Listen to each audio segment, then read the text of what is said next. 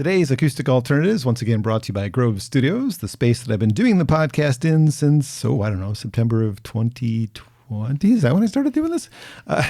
We've got Chain of Lakes, also known as Kyle Rasche, and he's going to be performing songs from the new album Catch. Kyle, welcome to Acoustic Alternatives. Thanks, John.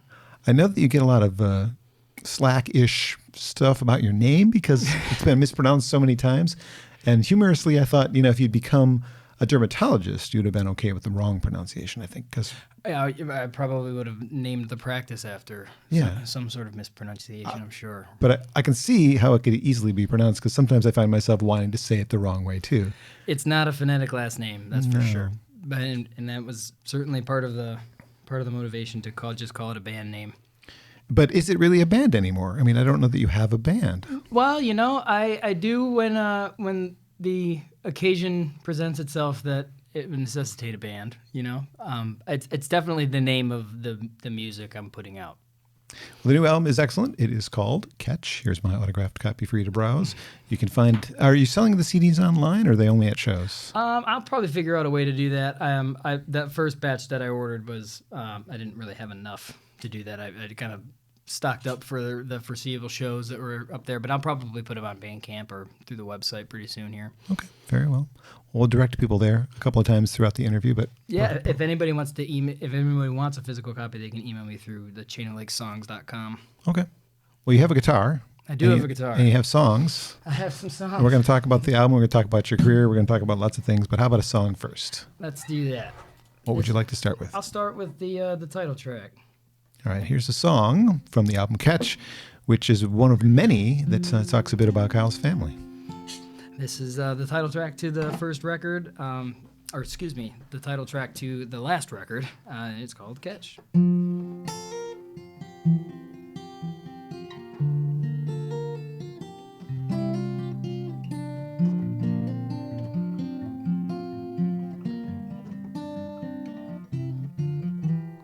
Grandpa came to visit, don't think I was even 6 yet. He said, why aren't you outside with that brand new mitt I sent you? And I said, Grandpa, I'm so grateful you send anything at all. But that glove hardly holds a ball. And he laughed his ass off. He said, how could I forget? You can't just send a kid a mitt without a good old heart-to-heart about just how to break it in. Can't rush a glove to greatness, that's why I'm starting you right now. Go get it, I'll show you how. My granddad showed me how. You pound on the pocket with your fist, tap a mallet on the webbing, and rub in a little lanolin. Tie it up tight under your mattress, and you'll feel it breaking in once you're out. For crying out loud, playing catch with it.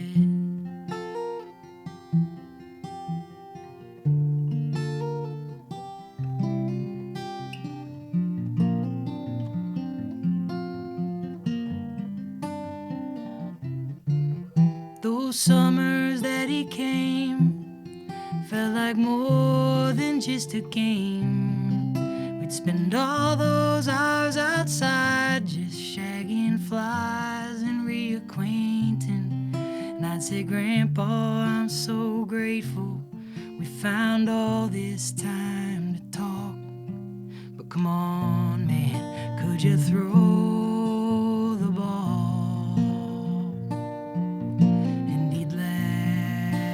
His ass off. I grew out of that glove, but I kept it safe safe and sound. And now my own kid's growing up, so I found it and I pulled it out. Turns out she's a lefty, and I hear Grandpa laughing now as we break in her brand new mitt. Same way my grandpa did. Pound on the pocket with your fist. Tap a mallet on the webbing, and rub in a little lanolin. Tie it up tight under your mattress, but it's no use breaking in unless we're out for crying out loud, playing catch with it. Let's get out now for crying out loud. Let's play some catch, kid.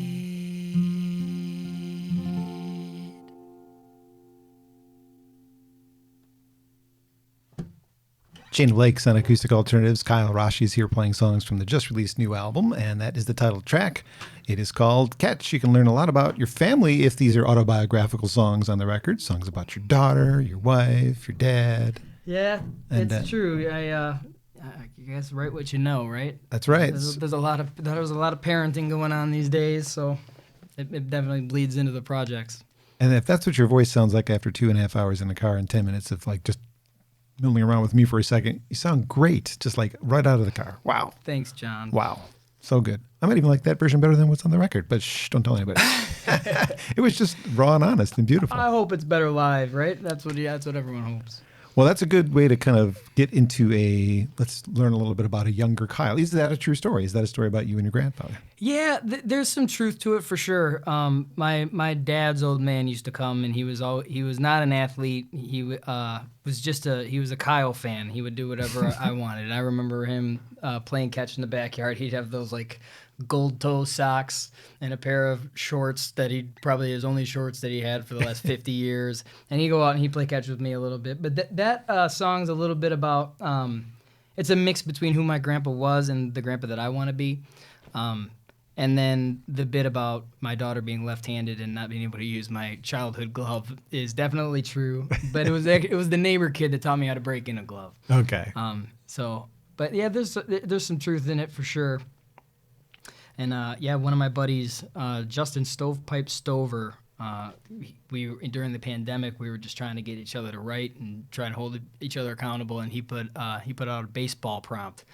And so my head initially, I was like frustrated with the prompt. I'm like, come on, man, I want to write some serious songs. And my head immediately went to like Take Me Out to the Ball Game. But then that one kind of landed on me, and I'm definitely grateful for it. It was one of those songs that came really quick. And you're a baseball fan anyway, right? I grew up a Tigers fan. I'll always say I'm a Tigers fan, but I will admit that I have not been paying attention for the last couple of years because I don't need any more. I don't need any more trying torment in my life. So I've not been paying attention to the Tigers, the current Tigers. It's not worse than being a Lions fan. It's better, I think. Personally. There's at least something to look forward to. I will always be a Lions fan. I'm waiting. My sister married into a big Cubs family. So I saw their elation when the Cubs finally won the World Series, and the whole time I was thinking, like, us Lions fans it's gonna be so good when the Lions finally win. Fires and cars being turned over. I'm waiting for it. I'm also a Spartan fan, so I know how to light couches on fire. I know how to do the whole East Lansing riot deal. I actually have never participated in the riots, but I did get tear gassed once while walking to 7-Eleven to get a case of beer. I was like, why do my eyes hurt so bad? And then lo and behold, it was the wind from down the street where people were getting tear gas for burning couches. And the funny part was we won. Yeah. That was how the Spartans responded to us winning. So great. I'm glad we didn't lose. The whole place would have gone up in flames. So you don't come from the west side of the state, that's not where you're from. I was born in Redford. I was born in Southfield at Providence Hospital, the old Providence Hospital, and my parents lived in Redford, and then we moved to Novi when I was in like kindergarten, and then when I was in elementary school, we moved to Mid-Michigan, I graduated from Okemos High School, went to Michigan State where I met my wife, and Okay. then we moved back to Detroit promptly after school, spent a couple years up on Mackinac Island, and then she got into grad school at Wayne, so we lived here for 5 or 6 years, and then we moved. She's from West Michigan, so we moved back there in 2010, right before my first Chain of Lakes record came out. So you've been part of both sides of the mitten. What side do you like better? I think the West Side likes me a lot better as far as the music is concerned. I definitely found a group of friends, and the singer-songwriter scene over there seems a lot more. It was just easy. Maybe it was just where I was in my life when I moved over there that I was able to assimilate a little bit easier. But Okay. I found the response to my music much more welcoming there. I had a rough go of trying to get my music heard when I was in Detroit. I was living like Ferndale, Oak Park area, and I have some stories about getting, people cutting me short at open mics and stuff. And, Wow. I was trying to do it at, maybe just the wrong spot. But I had very good friends and some good experiences over here too. And since I've moved to West Michigan, I've fallen in, as you know, with like the Trinity House folks and stuff, and the folks at Wiltse's up in Clarkston, and that have been absolutely outstanding to me. So it's been a lot. It's really fun to kind of come back here now and get to play some of those venues that I was begging to get in while I lived here. I'm playing the Arc tonight for the first time. That's a big deal for any Michigan songwriter Absolutely. to kind of grace those hallowed grounds. So yeah, it's coming together. I really can't say I like one better than the other, but I think the move to West Michigan was very good for me at the time, and it's kind of expanded to the east side too now, so it's kind of nice to get back. When you were a kid, what did you like to do before music came to be your focus? I played so much soccer when I was growing up. I mean, all the time. I look back on what I put my parents through as far as driving me down to Kentucky for tournaments every weekend, and then the better you get and the better teams you get on. I can't imagine what it's like now, because I know that kids nowadays are having to pick that one sport when they're like 7. I mean, I have coaches coming up to me now because my daughter scores a couple goals in her AYSO soccer team, and I'm like, no. When I was growing up, the ball we threw or kicked changed with the seasons, and I thought that was very healthy. And nowadays they're just asking these kids to dive in and be a professional All year. It's crazy Yeah. what they ask these kids to do. But yeah, I did a lot of soccer, and honestly, choir was very formative for me as far as the musical realm. I had, in the Okemos school systems, I had like 2 legendary choir directors that, of course, we didn't know that they were legendary until we left and realized, and I had college professors that were like, just paled in comparison to these wonderful directors. And then I got to study under John Reed at Michigan State while he was kind of coming into his own and going to ACDA Nationals, which is American Choral Directors Association. I got to be in like his show choir. It was just like, I just got so lucky with the exposure to my choral music education. And it was all just by circumstance of where I lived. This is not meant to be anything other than an observation, but you don't strike me as a choral guy. The way you sing doesn't necessarily, I can't tell, I guess is what I'm saying. Well, I've always had a good ear for the harmonies, and that's my best instrument. If I'm sitting in with another band, it's singing. I'm not a great guitar player. I would never insult guitar players by saying I'm a good guitar player. I can screw around on the piano and I can accompany myself, but vocally, I've always been very drawn to those vocal groups too. Simon and Garfunkel, Crosby, Stills and Nash. My dad had a lot of those tapes growing up that I was always super drawn. Even like the James Taylor records where he had the choir, the Let Us always Turn Our does. Thoughts Today to Martin, that what's that called? Shed a Little Light. I mean, I was always infatuated with those songs. So, and my voice never changed. So as in 6th, 7th, 8th grade, as the boys all started to have their voices changed, I think I became more valuable to the director because I was still a first tenor all the way through college. Wow. So, yeah, and I was desperate for my voice to change. I wanted all the girls to know that I was going through puberty too, and it just didn't happen until I was well into college. Do they know now? I have a couple kids that are proof, but luckily I found a woman that was not attracted to me for any big baritone, that's for sure.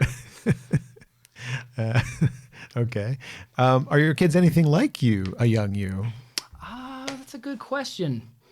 I guess I've never really thought about that. They love me. Well, who doesn't? You know, it's kind of my line when I talk to my friends and stuff that are entering that parent stage. Is I feel like you have a pretty good idea of how much you're gonna love your kids just based on how much if you want kids or your relationship with your parents, but nothing will really compare you or prepare you for how much they love you. And so I definitely feel that they're into what I'm into because I'm into it, and but I'm definitely very committed to making sure that they're allowed to be into whatever they want to be into, and making sure that I'm into that too. But yeah, they love making up songs, and my little Annie is a really, really, really good athlete, and Kate will be too as soon as she decides that she cares what the score is and what goal she's going towards, because she's very able. As soon as she has it, like any drive to get the job done, she's there, and Annie's very focused, so she's been very successful in sports. My little Eve is a phenomenal artist. She's my little lefty. She's my oldest, and she just loves to paint and color, and she gets these crafts going, and she's very task-oriented when it comes to that. She's a lot like my mom. But yeah, I mean, I wouldn't say that they're exactly like me, but that's probably a good thing. Are they interested in music the way you are? Yeah, for sure. They love music. They love my music. I mean, I'm very cognizant about including them in my process. Like our bedtime songs. Like my kids will ask me what song I'm working on, and they want to hear it. And Eve will have a page of notes and suggestions, So everyone's a critic, even your kid. You bet. Yeah, and I grew up in a house that had kind of precious instruments. My old man's guitar was kind of off limits when I was really young. The piano was not to be banged around on it, but we took lessons, and there was a right way to play it. And Amanda, my wife, and I were very careful to have a house that. I have a little Yamaha 3/4 guitar that I play 95% of the time because it's out, but I want my kids to explore it. And it's not a sacred instrument. Like, they know how to take care of my nice guitars and stuff like that, but there's definitely, they can explore on that stuff. They can bang on that piano and put tape on it, and so you remember your song. Like, do what you got to do. We got a Craigslist Baldwin that they can beat up on a little bit, and just to, I don't know, explore that space. I mean, I kind of remember being told, like, hey, we're trying to watch TV in here, when I would, at the end of my piano lesson practice, when I'd start banging around and just trying to explore the instrument a little bit, like, and feeling like that exploration was annoying. My wife and I were really careful to not let whatever sounds they're creating and exploring on those instruments come off as anything other than awesome. Go do it, have fun with it. They have their own ukuleles that I put in like open tuning, so it sounds okay when they pick them up. And yeah, they like to explore that kind of stuff. And it's neat to see that they're growing up in this environment where like making up songs is totally normal. Like, you want to make a song, do it. Make it up. What do you got? Nice. So, and they're starting to. We make songs when we're weeding the gardens, and just about everything. I have a kids record on deck, actually, that's pretty much written. That's my buddy Josh and I, who produced this record. He has little ones as well, and we're like, we have so many songs that we're just playing around with at home that we didn't start out to make a record per se, but we just realized that between the stuff that we're all singing at bath time and our little Wash Your Hands song that I've been singing with my kids forever, like, we could record that song. Like, let's do it. Someone might find some value in that, and it'd be fun. We just both like working on music too, so that's kind of on deck, and my kids 100% informed all of those songs. That's awesome. Yeah. At what point did young Kyle pick up guitar? Because he was already singing, apparently. I was singing in choir, and I remember vividly, like, closing my eyes and pretending I was Elton John in the back of the van on our car trips. And I loved the piano. And I mean, my dad had these old Croce records and James Taylor and Cat Stevens. My first concert was Gordon Lightfoot. So nice. I mean, the music that I've kind of gravitated back to in adulthood was totally the formative stuff that I was listening to in my dad's car. Mm-hmm. So I picked up guitar one summer in between 7th and 8th grade. My dad had an old bright green Telecaster under the bed in the guest room that I mean, and to be completely fair, John, I was not a kid that was to be trusted with nice things. I didn't like when I say that like my parents, didn't encourage me to go and touch the instruments. Like I was not the kind of kid that deserved that sort of trust. I was a rowdy kid. I mean, I was definitely more of a soccer player than a musician for sure. Okay. But I remember pulling that Stratocaster out because it looked cool and being like right away being sick of the amp and the chords and all that kind of stuff. So he had this old Alvarez too, a Yari Alvarez. He still has it. It's one of my favorite guitars in the whole world. And while he was at work, I found a fake book of Dan Fogelberg, and I learned how to play There's a Place in the World for a Gambler, which is just a C, G, or CFG. And, to his credit, I mean, I played that thing one summer for like 10 hours a day. Like I was, as soon as I could do something that I like to hear, I was off and gone. And when you learn those 3 chords, you got a foundation to write every other pop or folk song in the world. So I'd started spending a ton of time, and then my friends would come over and I'd make up parody songs to make them laugh and that kind of stuff. And by the time my dad caught me playing his guitar, I had spent so much time with it. I mean, it couldn't have been more than like 3 or 4 weeks, but like I said, I was going 8-10 hours a day with it. So I mean, I was playing like he could play. When he caught me, and to his credit, that next Christmas, I got a Fernandez little Telecaster copy, and he let me play.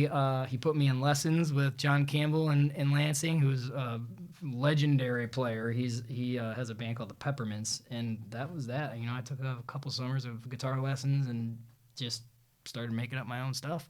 He probably said, "You're a pretty good kid. Don't touch my guitar. Here's your own." Yeah, right. Well, he was just so cool about it, and Yeah. I think it, it's something that he was always interested in too. My dad was a drummer growing up, and then he switched to guitar.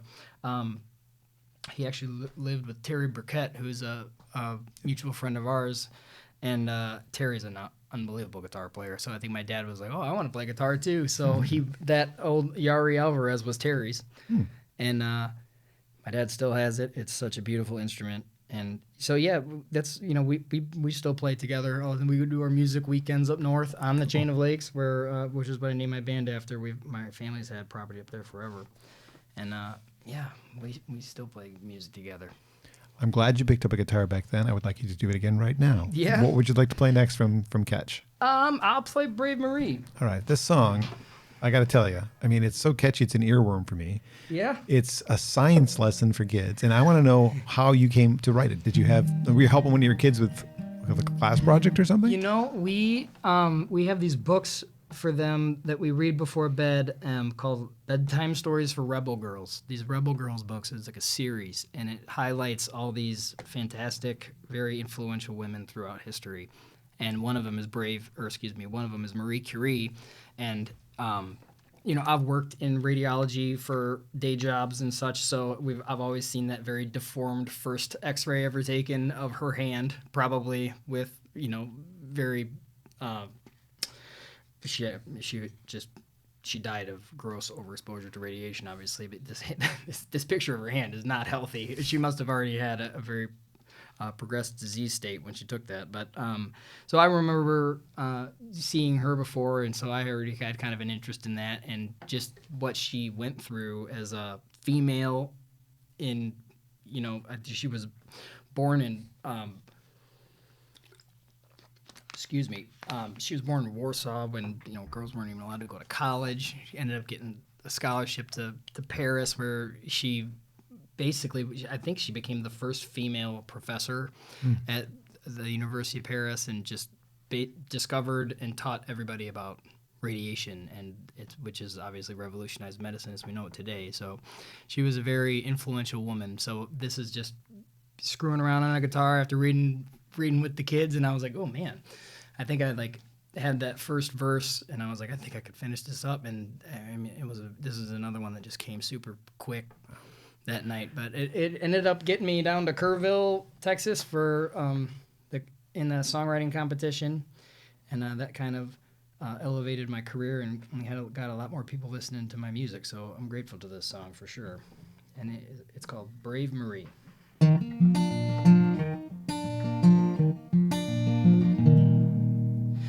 Brave Marie, broke every barrier she ever did see and etched one heck of a legacy. Mighty, mighty brave Marie. Born in the late 1860s, Warsaw had never saw anything like a girl this smart, so bold, so free. Mighty, mighty brave Marie.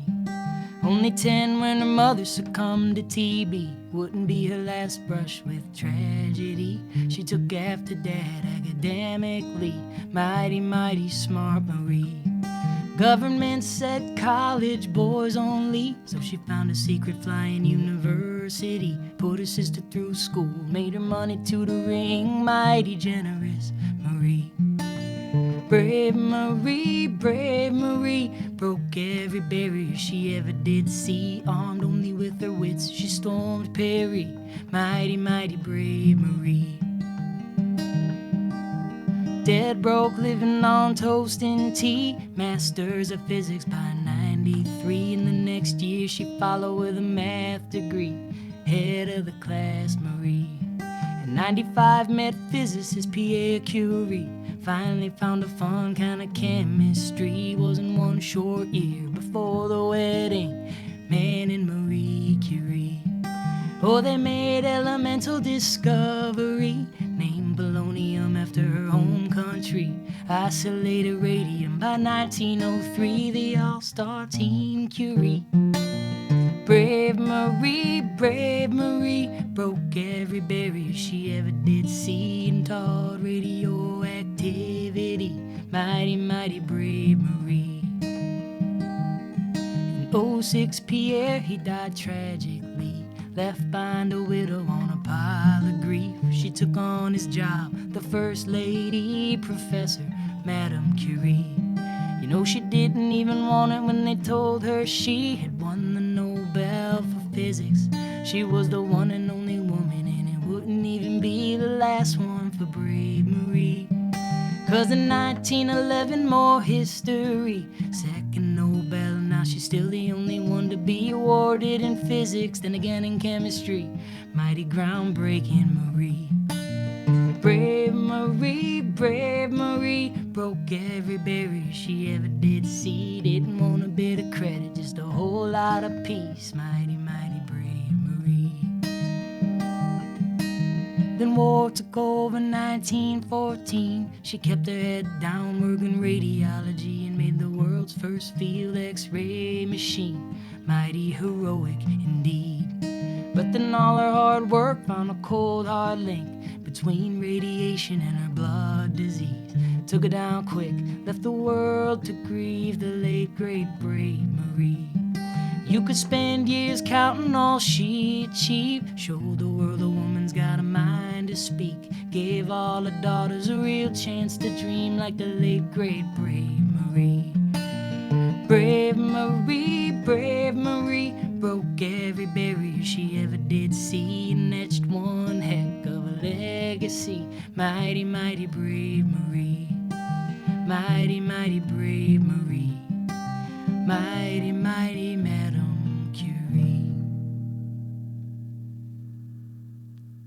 Sirens and everything. Sirens and everything. That song is brilliant. I got to tell you, that's an earworm too. I got that stuck in my head for the last week or two.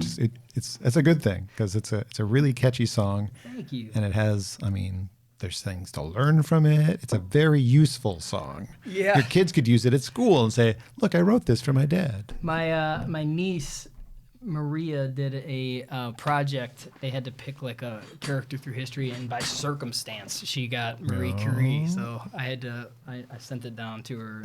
I'm not sure she used it in the project, but maybe she quoted me as a source in her works cited page. not that I proclaim any expert knowledge, but. So that was was it a winner at Caraville at one year? No, just a submission. In 2021, I was a finalist, which is. They picked out of 700-800 people or whatever. They narrow it down to 24, and you get to go and perform the show, and then they pick 6 winners from there. And the festival got canceled, so everything was virtual that year. So I got to play that and Catch. Those are my 2 submissions the first time, but it was really cool to be a finalist. And I tell you that the level of talent and just the quality of writers that you're immediately associated with, and you get to obviously meet, and it was just unreal. I mean, I still have so many good friends and stuff that I've made through that experience. I'd like to hear what won, because if that didn't win, that must be a really damn good song that won. There were 6 winners that won that year, and I mean, you should really go back and listen to them, because all of them. I mean, I don't know how the judges pick. I mean, I just got back from Kerrville last week because I was a finalist again this year. You're jumping ahead on me, but that's okay.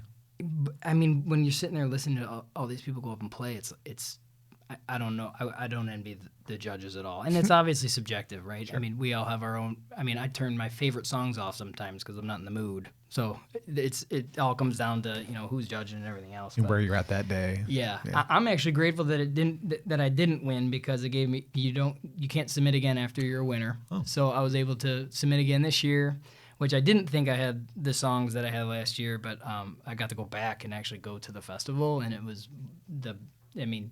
both weekends down there were 1 and 2 best weekends as a songwriter I've ever had. Oh, cool. So we'll have you play that winning song in a bit. We're not there yet. Yeah, I'm like I said, I'm grateful that I didn't win, because it afforded me the experience to actually get down there. Cool. Yeah. So you mentioned a little bit of your day job is science related. What is your day job, and what would it take for you to quit your day job to do music full time? Like, what level do you need to get to? I mean, it's financial. I have responsibilities at home and I want to be home for my kids right now. And I think if I could get a writing job where I could still get to the games and the choir concerts and help her out around the house, it would have to be something along those lines. But I'm pretty committed to, the life that my wife and I have built at home right now. I have a job I program a medical device that gets implanted. It's called neuromodulation, which is basically using electricity to modulate nerves on a local level, as opposed to like flooding the bloodstream with indiscriminate medication. So there's a surgical element to it, and then obviously we program these devices to be effective to kind of restore normative function, to target nerve groups, and these patients that are implanted need to be met and reprogrammed and such. And that's what I do. My team and I meet them where they need to be met. So. And they have no idea you're a brilliant musician. They do not. They do not. That's okay. I used to do surgical neurophysiology, when I was living in Detroit. I was an intraoperative neurophysiologist, where we would go in during like neurosurgeries that could potentially compromise the nervous system, and monitor them to alert the surgeon if there were any kind of like ischemic changes, or he was bumping the wrong nerve physically, and that was when I was playing a ton too. So I really didn't want people to know that I had both jobs at that time, because I was in the OR at 7:30 in the morning, and I was loading out at 3 often, So those were the good old days. Yeah. I have a little bit more of an adult schedule these days, for sure. I'm grateful for that. What if, say, I'm going to use Indigo Girls as an example, because to me, Simon and Garfunkel was part of my youth, and Indigo Girls is what relit the fire for modern folk for me. Yeah. What if they said, come on tour with us? Would you be like, yeah, I'll quit my day job for that? Probably not. Still rather have a home job and a tour probably would not be, maybe in 10 years, when my girls are in high school. Fair or enough. They're getting ready to leave. But I don't. Yeah, the performing element of music has always been very, very fun for me. I mean, you have to be dead to be able to stand in front of the Kerrville Folk Festival and not enjoy having, 1,000 eyes on you listening to your song and giving you great feedback, or obviously playing places like the Arc or the Listening Room in Grand Rapids. Like, I absolutely love that. And maybe if there was something set up where I could string together 3 weeks and come home and just be home afterwards, because that 3 weeks generated the kind of, to be able to support the family. But I don't, touring right now is just not on your list. Yeah. I mean, who knows? if The right offer came along. if the Indigo Girls are listening, please do not withhold any offers. I would be happy to entertain that opportunity. Emily, are you listening? Emily and Amy. Yeah, if the Indigo Girls called and wanted to cut 4 of my songs and on their record, I would be much more inclined. That's the job I want. Yeah, You know, same background on them. if I could get to a place, you know, if Sesame Street called and needed me to curate songs for a new show or something like that, that would be more of the job that I would be drawn to. So you're more of a songwriter than a singer. I like to sing, and right now I sing my own songs because nobody else will. But I'm, you know, the pandemic really shined a light on. It took everything else away. Yeah. For the first time. You know, there wasn't the promotion. What were you going to promote? No one was booking. There wasn't the supporting the last record because no one was booking. The job was to make songs, and it is the only part that I'm just truly passionate about and that I absolutely love. Like, I'm obsessed with making new songs. I love, love, love, love, love it. If I could find a way to have that be the job, I would be absolutely tickled pink. I just met a songwriter named Jason Erie, who was a fellow finalist with me down in Texas. He was camping right next to me. And he has a publishing deal down in Nashville, and he has to turn in 15 songs a month. And he performs because he likes it, but his job is to make songs. And I'm not sure that the Nashville machine would be as receptive to the kind of songs that I make, but something like that where I got to make songs for a living and play when I wanted to, that would be awesome. And obviously beggars can't be choosers. So, but really just the creation and making the songs is the draw for me. That's my favorite part by far. You've been putting out albums since about 2010. Do you typically have more songs than you put on a record? I know for this one you did because I read that. Yeah. Until the last probably 5 years, I didn't do a very good job of like finishing songs that I wasn't into. Okay. So I would start 150 songs and finish the 10 I was putting on my album. You know what I mean? And then right around 2000, I would say 18, 19. I can tell you, it was 2019 after I went to Farm the first time. I play in a band called Josh Rose and the Founding Fathers, and Josh and I play as a duo where I sing harmonies and just play guitar with him. And he went up to Farm, and Farm is a Folk Alliance branch for the Midwest region. Folk Alliance Region Midwest is what it stands for. And it's a place where folk DJs come together with venue owners and show curators and obviously songwriters and performers. And it's a convention to meet each other and set up your year and network. And they just celebrate songs, the folk song. Like, there's a whole group of people that are just obsessed with songwriting.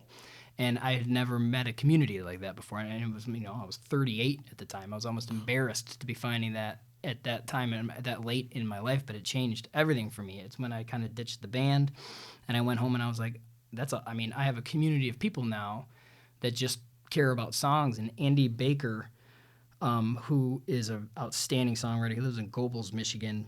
He invited me to be in one of his songwriting groups, which was just like a monthly deal online, and that's how I met Dan Bracken and Dave Boutet and Annie Capps and Jan Christ, and Nicholas James Thomasman was already a good friend of mine, but he's in that group too, and it was just the network that I met through that group and sharing these songs every month. You know, you get a prompt and you got to put a song up at the end of the month with a video of you playing it, and so that was the first time where I was like, I finish everything.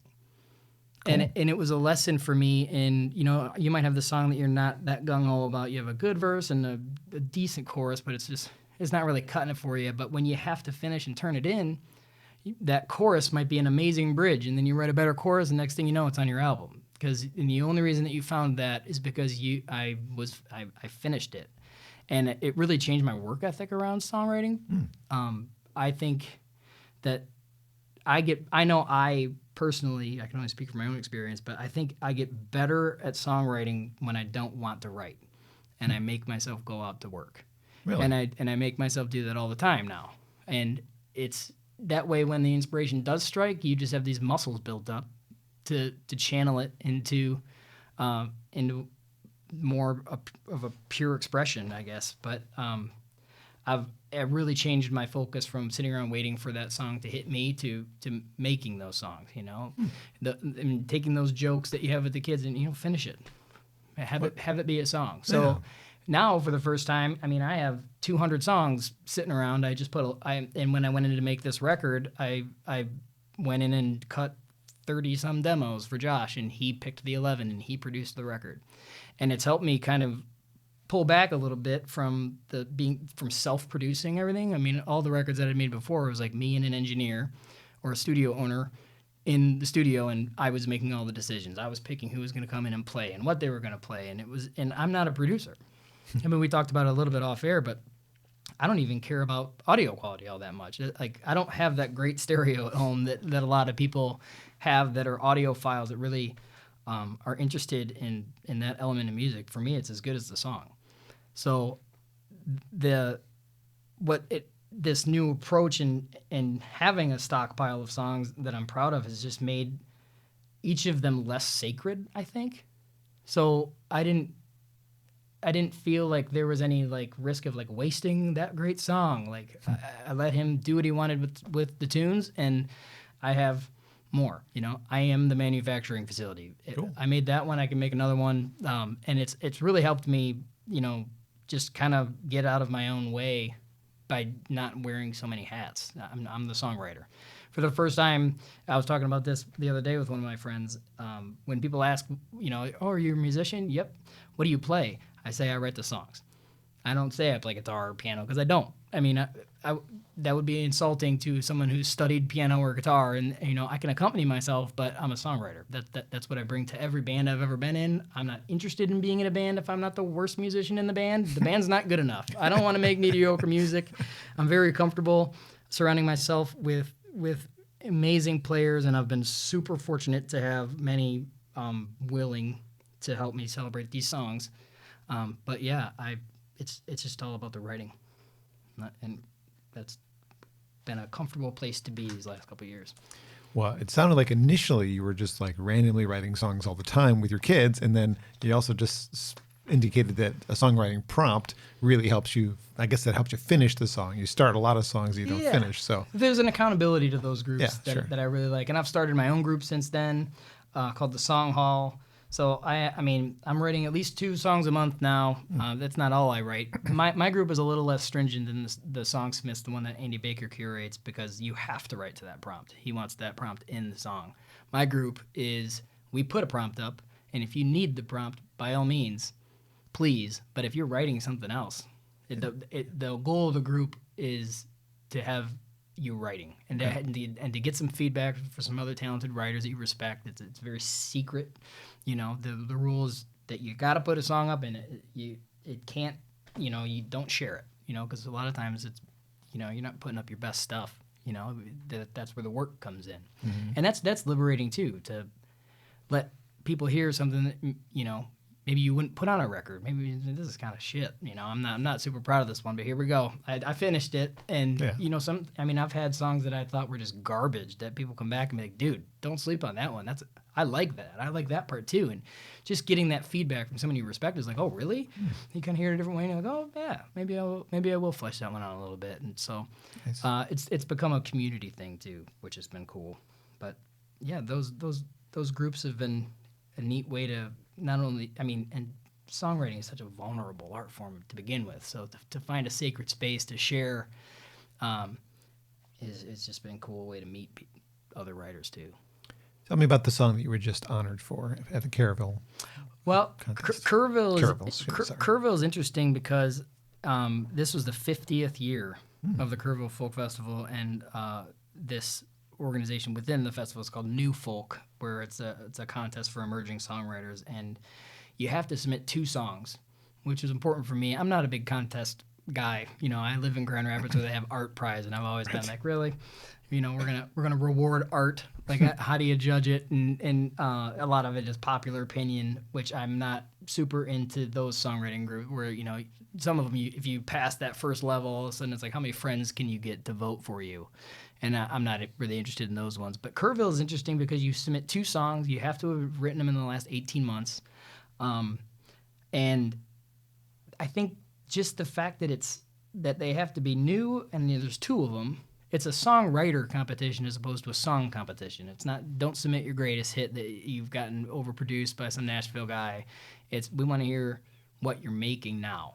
So that was the reason that I first subscribed to that competition. And it's basically you don't even submit a lyric sheet. You don't submit your tour schedule. You don't submit your one sheet. They don't care how reputable you are or anything else. If you got a good song, it's going to get listened to and put up against some other very, very good songs. So this year I put in a song that I wrote the day my dog died, which is a little bit of a heartstring tugger. I've had pets, I know. Yeah, and then I put another song, and it was one of the last ones I wrote for this latest album called Honest that Josh Kaufman, my producer, heard and insisted was going to go on here on the album too. So it was kind of a rush job to get on the album. So those were the 2 that got chosen this year. But one of them is actually... No, they both. They both won. So the writer gets rewarded for with the judges. We had a big show at this theater called the Threadgill Theater right on property at the Quiet Valley Ranch down in Kerrville, and all of us, there were 2 days of shows where you went and you had to play your 2 songs for everybody. It was a weird show, man. I wouldn't, if you told me that, I actually said it on stage, if you would have told me that I was going to go and play my own songs at the Kerrville Folk Festival and then I'd be opening with a Dead Dog song. You know, you don't get to pick your set. No. You got to go down, you got to play what got you there. So, but it wasn't, the audience down there was the most loving, welcoming, attentive. And, you know, we have those rooms here, too. We have the Trinity House in Livonia. We have the Listening Room. We have the Arc. I heard 20 Front Street's kind of like that. Yep. Wiltie's was like that. I love listening room environments. But sometimes those kind of exude an aura of like, all right, you have our attention. Let's see what you got. Yeah. It's a little bit of a, there's an intimidation to it that I like. Don't get me wrong. I appreciate that kind of pressure, too. And it's always a respectful attention. But at Kerrville, it was like all 1,000 people were your grandparents that were just so proud of you for being there, and they couldn't wait to get blown away by your song. It was just, it's really difficult to explain, but I mean, there were thousands of people on that ranch, and all of them were just obsessed with the art form that I'm obsessed with. Those are your people. Their line is, welcome home. When you get there, everyone gets a big hug, welcome home. And it's kind of like the Happy Wheatland of Kerrville is welcome home. And it certainly felt that way for people that do what I do. Nice. Yeah, that was pretty cool. Do you want to sing about your dog? You want me to sing about my dog? Can you? You have Kleenex? They're in the other room. Dog lovers. All right, yeah, this my dog, his name was Dude the dog. And he was not a good dog. He was a very nice dog. The nicest dog, actually. Everyone loved this dog. He had a way with people that didn't like dogs. He was just, everyone knew him and loved him. But boy, he was not a great listener, that's for sure. But yeah, I lost him in August of 2020, and it was right middle of the shutdown too. It was kind of heartbreaking. I was finally home. I had to be home all the time. You know, everyone was home, and he got sick. It was pretty quick, thankfully. But yeah, this is the song for Dude. It's called Good Dude. Hey dude, we had a run. You were just a runt. We couldn't find a crate you wouldn't break, so we gave up. Scrapped our plans for how to keep you. None of them lasted a week. You snuck up to our bed, and for 11 years that's where you'd sleep too, always by my side. Yeah, we'd walk the neighborhood each night, and I just loved having the dog. All the neighbors recognized. They'd yell, good dude, good dude. Name meant as a joke became the name you grew into. Good dude. Oh, you'd never defecate in a place we designate. The Brandenburgs deserve awards for the shit that they forgave you for. I remember working hard, training you in our side yard. You'd understand each damn command that you'd stare and blatantly discard. Well, man, you had a motor. Oh, I'd get tired just standing and throwing while you'd sprint yard to yard and back so fast and beg, keep going. Such a good dude, good dude. Pain in my neck, but man, my heart was fond of you. Good dude. And you were 6 when we had kids, and you loved them like we did. But I know you took the brunt when we brought home those brand new twins. You fell way down my list, man, and I truly regret that. You took it on the chin. It's just what living in our Pac-Man. And they'd poke your eyes and pull your tail and close barrettes on your hair. You just took it like a champ, and brother, I thank you now for that. You're such a good dude, good dude. You paid us back and all those bags of trash you got into. Good dude.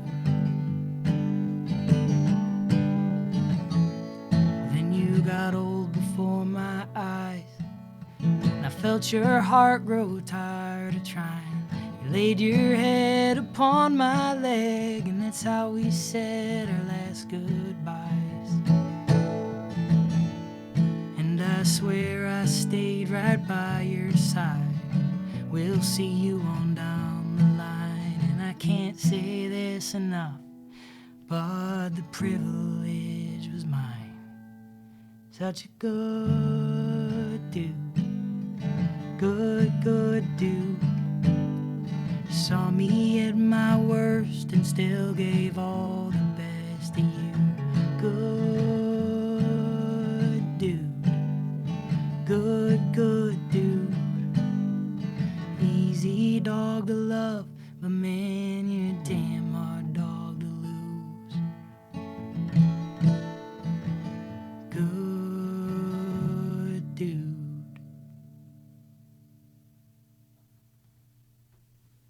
Nice. The Dude song. The Dude song. Kyle Rasche is here for the promotion of the newest album, Catch, which that is not on, but it was an award-winning song. And he's here at Acoustic Alternatives at Grove Studios in Ypsilanti. We're chatting about the new record. Thank you for being here with us. And Kyle, thank you for opening up your life and your stories and your songs with me and pretty much everybody when you sing. It's good to be here, man. Do you find yourself, does it feel awkward sometimes to share such intimate stories about your life? I mean, the other songs are pretty honest song too. Honest, Yeah, no pun intended. But. It can be awkward a little bit, you know.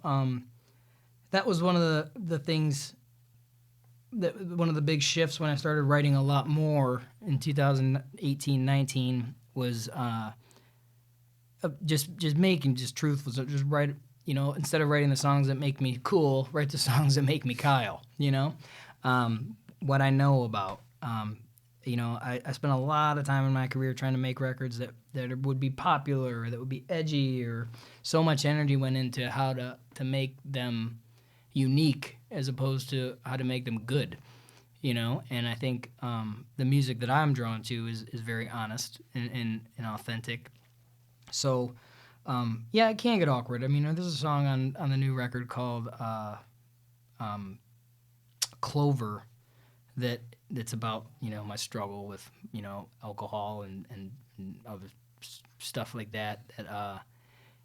And it's just weird to have an art form that, you know, I haven't talked about that with people that I'm very, very close to.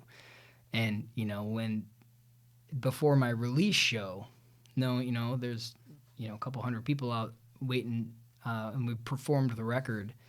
And I had a moment there where I was like, many people that I know and love that probably arguably maybe should have had this conversation with are gonna know about it after they hear Clover, you know. Right. And what about songwriting makes us willing to write, arrange, record, publish a song that is so personal that you wouldn't even really have that conversation with people that you love very, very much. It's a weird paradox about songwriting, but I think it's also what I love about it is it is a form of expression. And for me, some of that hard stuff to write about was once I make it into a song, it becomes a place I can visit as opposed to a thing I have to carry around all the time. Does that make sense? Yeah.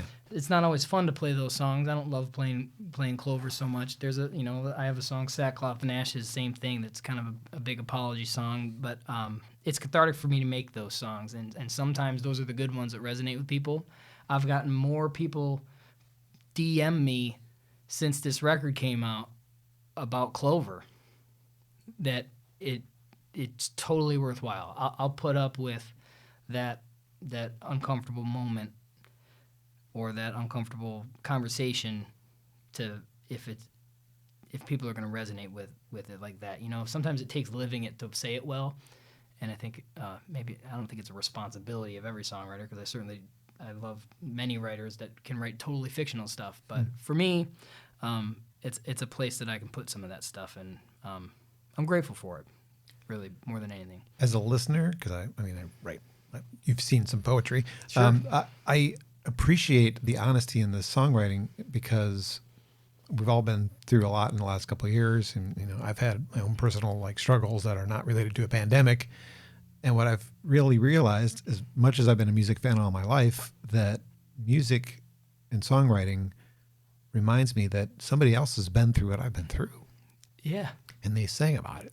Yeah, and it becomes a place that you can visit too. You don't feel as alone. You go like, oh, that person, that man or that woman who sang that song wrote that because they went through the same thing I'm going through, and I didn't know anybody else felt like this. Sure. So you've done that with that song. I'm sure that's why people are connecting with it. Maybe I hope they're embarrassed so. as well. Well, and that's there a lot of those subjects are, maybe some people feel like certain people have a right to write about it or don't have a right to write about it, and I don't think I would tackle a song like that from a third person perspective, because it really is something that Gotta own it. Well, and I do. I don't have to apologize for that, because I every single word in that song is painstakingly true, and I can say that from personal experience. That took a lot of living to write that song, and I'm proud of it. I think Cheers to you for kicking it. Seriously, I appreciate that. It's an ongoing struggle for sure. I'm certain but I meant every word of that song, and I wouldn't have put it out if I didn't. That's for sure. I can say that honestly. A songwriter that I'm a big fan of that you may or may not be familiar with, Stephen Kellogg, is very good at writing the family stories. He's got a song about every single one of his kids, and his wife makes tons of appearances in his songs. And just, you feel like you know the artist because they're telling you their stories and they're real. I mean, you meet him and you know what he's talking about. You do know the artist. Yeah. I mean, maybe not on a personal level. He doesn't know you, but he does. That's one of the. That's okay. There you go. Of course, he's not from here, but I've been with him a bunch of times. You're John Bommarito, so you have unprecedented access to a lot of those guys coming through. But yeah, that's one of the things I love the most about songwriting is, and it has made evident this last couple of weeks being down at Kerrville and having such a limited time to meet these writers. You sieve through a lot of the bullshit when you're starting by sharing that space that you create these songs from. You really do get to know somebody. You get to know, it's almost like you get to know their heart before you get to know their past, right? Yeah. So yeah, I love that. I think if you're doing it the right way, I shouldn't say the right way. If you're doing it a certain way, and I hope that I'm doing it that way, it does let people in. At the show I saw not so long ago at Trinity House with you, you covered James Taylor, which is something I would expect you to do. And Amy and you did a beautiful job on that. Yeah. Name a song that people would not expect you to cover that you think you'd actually do. I used to do a killer cover of Take On Me. Oh, yeah. That was really fun. I've done those 3-4 hour gigs where you're playing other people's songs all the time. I do a lot of the covers that I play are I love playing Green Day songs in my style. Yeah. She screams in silence. It's actually one of my favorite songs of theirs. I think that Keep the guitar in your lap. I think that Billy Joe Armstrong is one of the greatest American songwriters in my opinion. And that, I mean, everything that guy does is so good. I am also a big theater nerd too, and so American Idiot came out, it blew my mind. But like that was my first CD. My sister bought Dookie because it was the cool thing to buy. Sure. She was like a 7th grader, I was a 5th grader, and she hated it. So she gave it to me, and I was like, it absolutely blew my mind. And then, of course, my parents didn't like it, which made me like it 200 times more. And yeah, the Green Day was a big deal for me. But yeah, I love hip hop too. I mean, I love a lot of different kinds of music. You know, I don't listen to much of what I do while I'm writing a lot, which has been the last several years. I don't tend to spend a lot of time with other people's music because then I'll listen to like the record I make and be like, oh no, I was listening to a lot of Green Day during that or whatever it might be. Well, Catch is the latest record, the one we're talking about, and we're going to have you do one more song, maybe a couple more questions after that. But cool. What song would you like to close with, musically speaking? This song is called Honest, and we'll keep with the family theme. I wrote this one for my daughter, Annie, specifically, but it's kind of for all my girls, but I mentioned her. Anne's Bonanza. Anne's Bonanza, that's right. I was paying attention. Yeah. This is just kind of speaks to those moments where you start to see some tendencies in your kids that you definitely imparted upon them. Consciously or not, mostly just some of those characteristics maybe that they inherited from you that that I know has been a struggle my whole life, and then seeing it pop up in her and be like, oh no, she totally got that from me. But also, shortly after the guilt and everything that floods you when you realize that you passed something like that along, comes maybe I can help. You know, I've been dealing with this forever. Let me tell you what I learned way too late.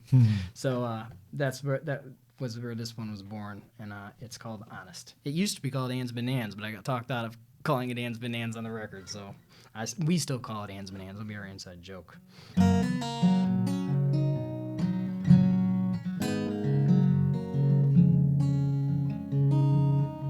We thought we'd call you Gentle Annie. Learned the song and sang it in those first few days. Then I saw you pitching a fit and it sunk in quick. My new kid needed a new nickname. When you were startled, you'd start laughing. And I don't think that I could ever get enough of that game. Here I was a grown-ass man trying to scare the bananas out of my own beautiful babe. And then before I even knew it, you were growing up, girl, and the palm of your hand held the whole damn world.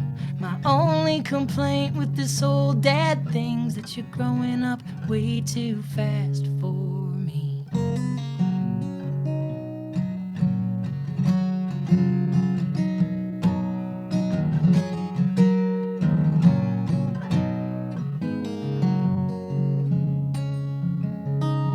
Girl, we get that minivan jamming. Think we both trail off in the very same way. And I'm loving how you wail on the wall during your bedtime songs. You're lost and gone to some stage. But there's a fire inside you crackling. I'm hoping I can help teach you how to tend those flames before you let them burn the years like your dad did, dear. I've only got myself to blame. If there's a little bit of you, even a tiny bit bad, there's no doubt now it passed down from your dad. But the lion's share, there's this angel I see. I pray heaven lets a little rub off on me.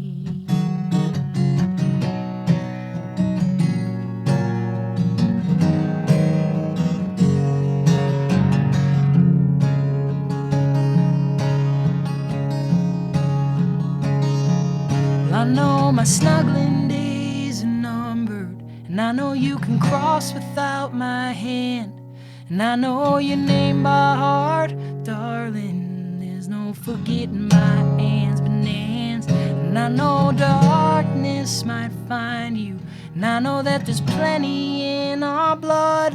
So you can ask anything you want to. I'll tell you about every hole I've dug. And I could say your future's bright as ever, but honey, between just you and me, most us fathers aren't the prophets we tend to pretend to be. So when that darkness finally finds you, or boils up in your blood, just know that you come by it honest, and you can have my hand back if you want.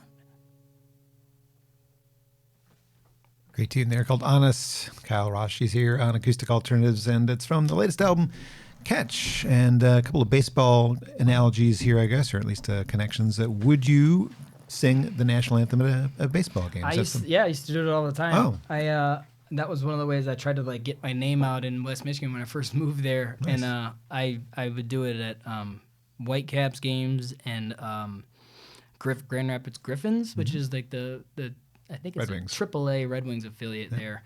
And I had one time, I used to do it with my band. I had 3 singers, so I arranged it with guitar and 3 voices, and we got to be like the cancellation group, basically. If somebody canceled last minute, call Kyle. Let's get in here. I need you, man.